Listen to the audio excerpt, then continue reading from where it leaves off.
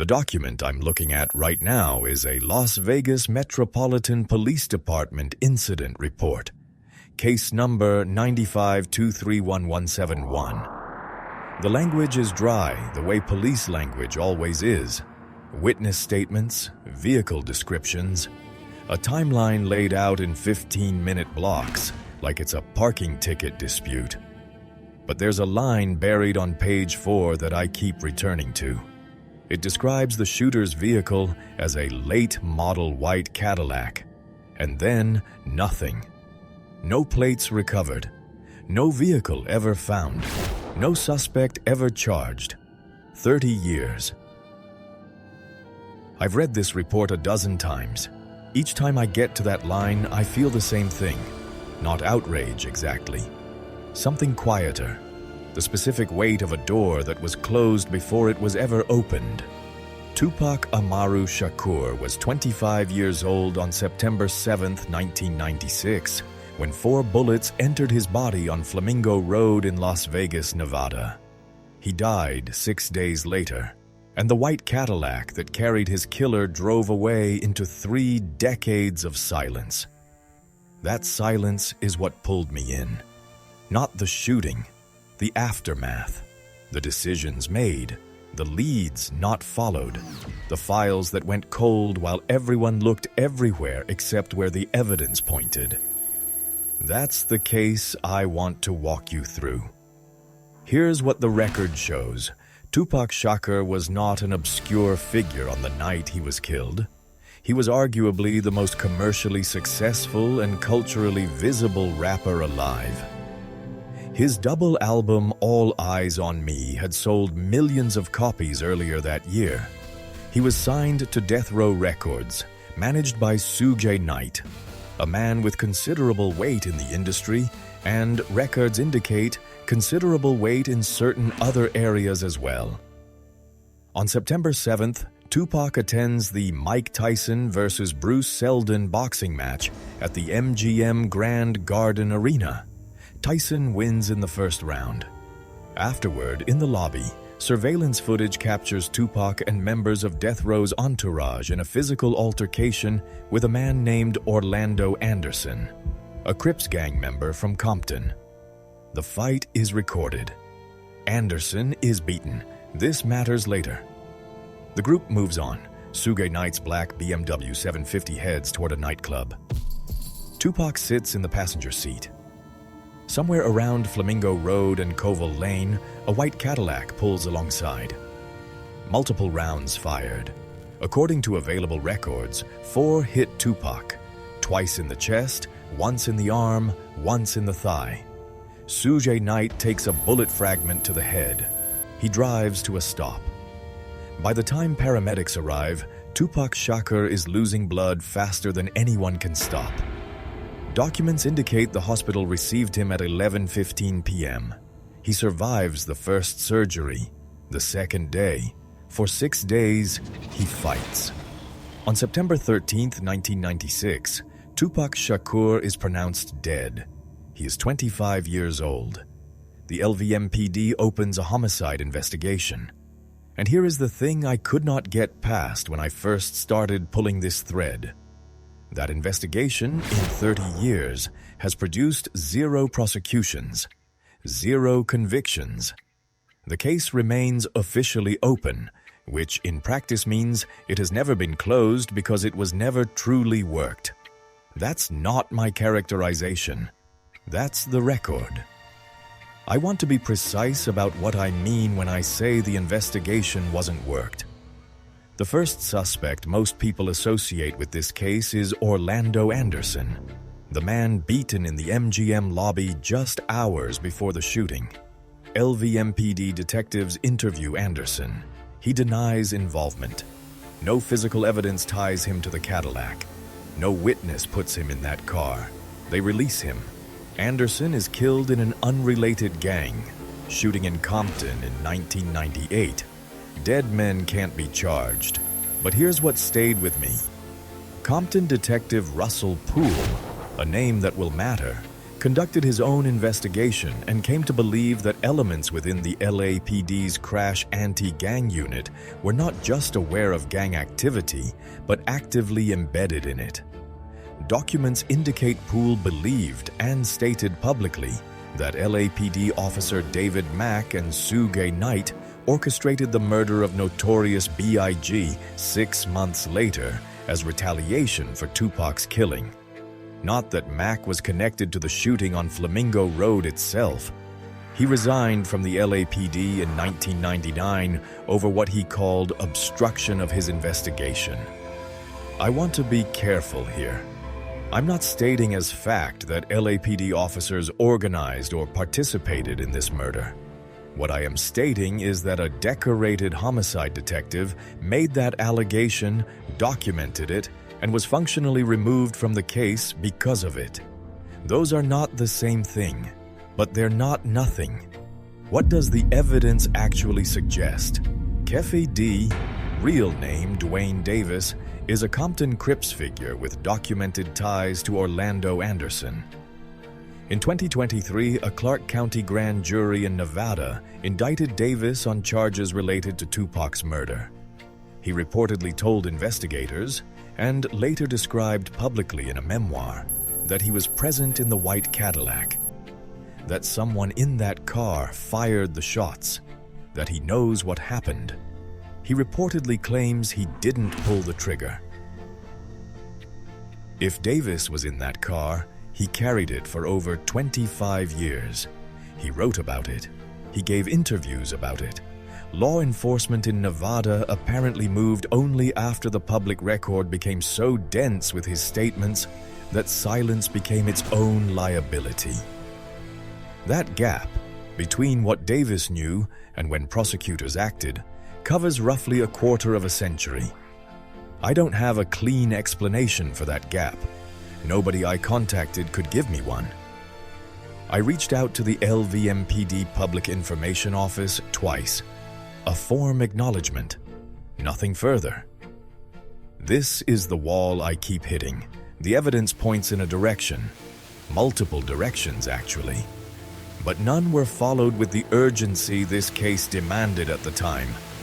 And I keep asking myself, why does the investigative machinery fail the hardest when the victim is a young black man, even a famous one?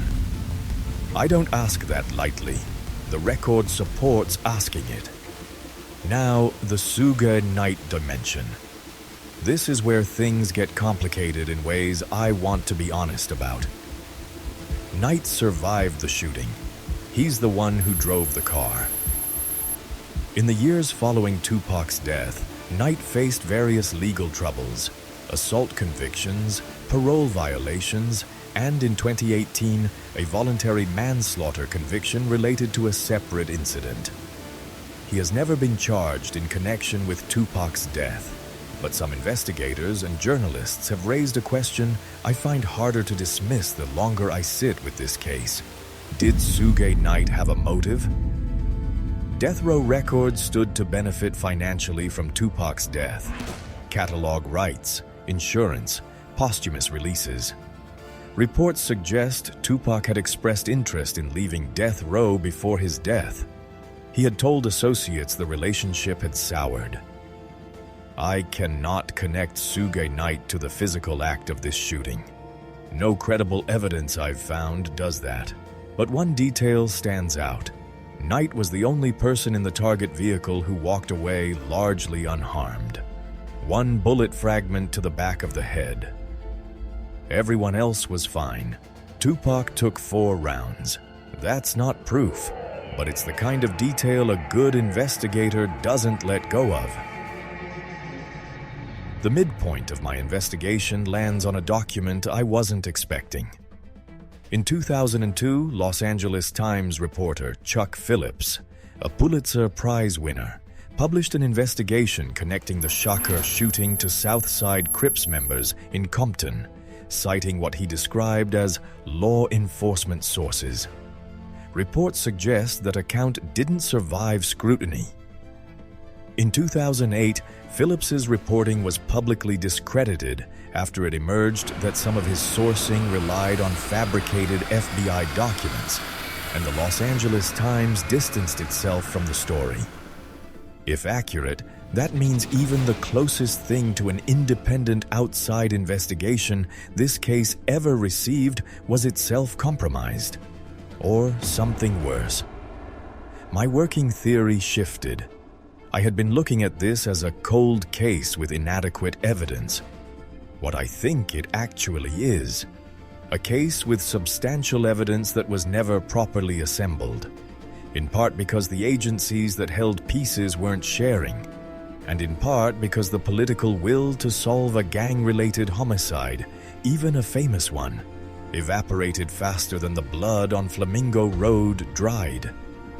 I thought I understood the shape of this: the gang rivalry, the retaliation after the MGM fight, the shooter in the Cadillac, the 30 years of institutional indifference. I thought I could hold all of it in one frame. Then I went back to the very beginning. November 30th, 1994, the Quad Recording Studios shooting in New York City. Tupac is shot 5 times in the lobby while attempting to visit a recording session. He survives. According to available records, he later, publicly, accused Notorious B.I.G. and Sean Puffy Combs of having prior knowledge of that shooting, of being involved in setting it up. Those accusations ignite a coast rivalry that becomes, in the media and in the industry, the defining narrative of the mid-90s rap landscape. East Coast versus West Coast, Death Row versus Bad Boy. Exactly 2 years later, almost to the week, Tupac is dead. And then, 6 months after Tupac's death, Notorious B.I.G. is murdered in Los Angeles under nearly identical circumstances. A drive-by from an unknown vehicle. No suspects charged. Case still open. The question I cannot answer, and I mean cannot, not won't, is whether these two murders are connected at an organizational level.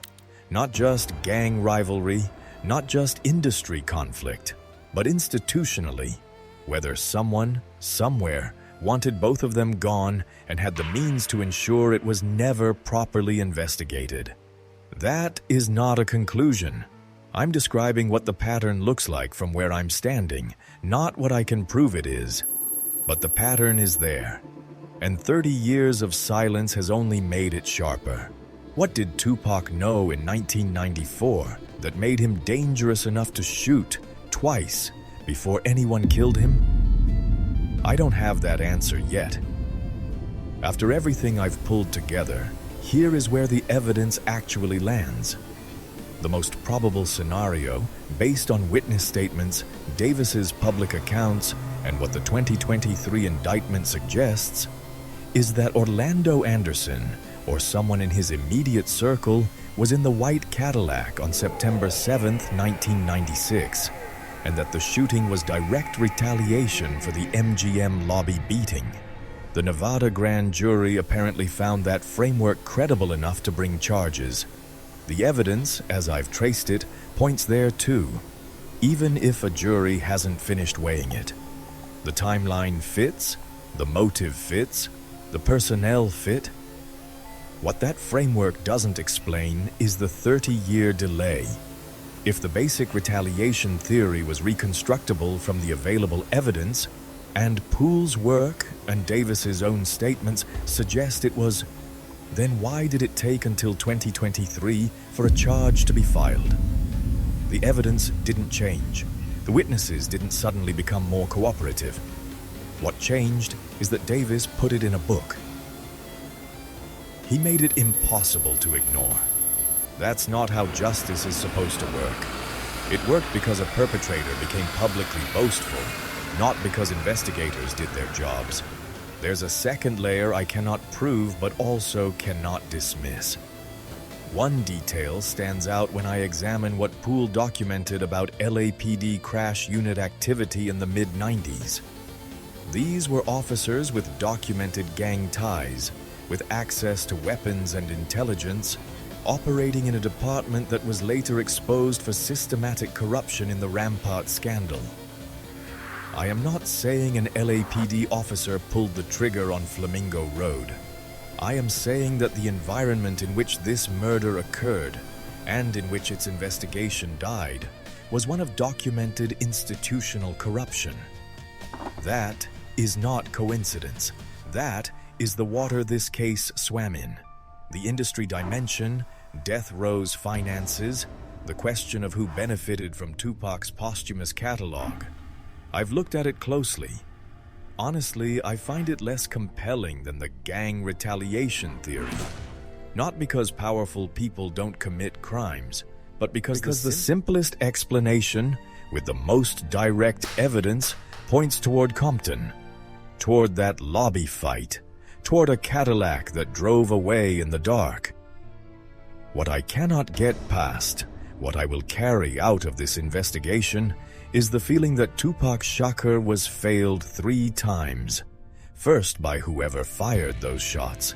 Second by investigators who had more than they acted on.